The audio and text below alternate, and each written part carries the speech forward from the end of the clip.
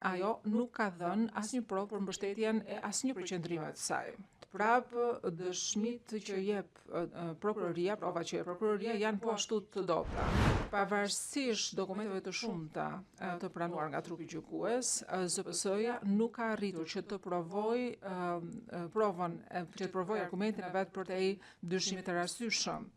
Jo vetëm kaq, por ekziston një mungesë e tërë e dokumenteve operative të dërguara nga Ministria e Rendit Publik në drejtim të policisë ose e kundërta, gjë e cila nuk vërteton përfshirjen e zotit Selimi dhe fakti që ai ka pasur kontroll mbi policinë. ZPS-ja nuk ka dhënë prova për të vërtetuar që veprimet ose mosveprimet e zotit Selimi si ministër i Rendit Publik kanë luajtur ndonjë rol në kryerjen e krimeve në akt akuz, apo që ai është përgjegjës për veprimet e personave të tjerë lidhur me kryerjen e krimeve të ngritura në akt akuz. Në dosjen e vet përfundimtare, ZPS-ja duket sikur nuk është e vendosur se i takon përshkrimit të autoritetit të zotit Selimi. Në paragrafin 503 thuhet që zoti Selimi kishte kontroll operacional ose operativ mbi policinë, ndërkohë që 30 paragraf më poshtë në 532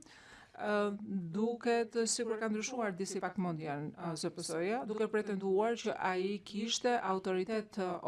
operacional mbi policinë dhe që ai ishte i pozicionuar në thonjza për të udhëzuar veprimet e tyre. Pra, pavarësisht termave që përdor UÇK-ja, ajo nuk ka dhënë asnjë provë për mbështetjen e asnjë përqendrime të saj.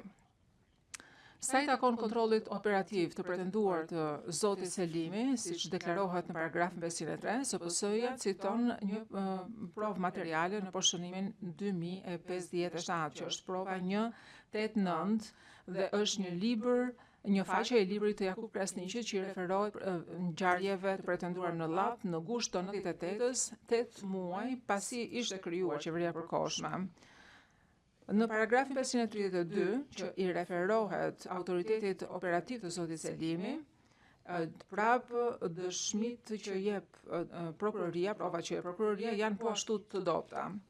Pra, një prej tyre është prova 515, që është një komunikat që është lëshuar në emër të zotit Selimi, që unë do ta trajtoj më pas, por që e kemi trajtuar plotësisht në hollësi në paragrafin 459 dhe 460 të dosjes sonë.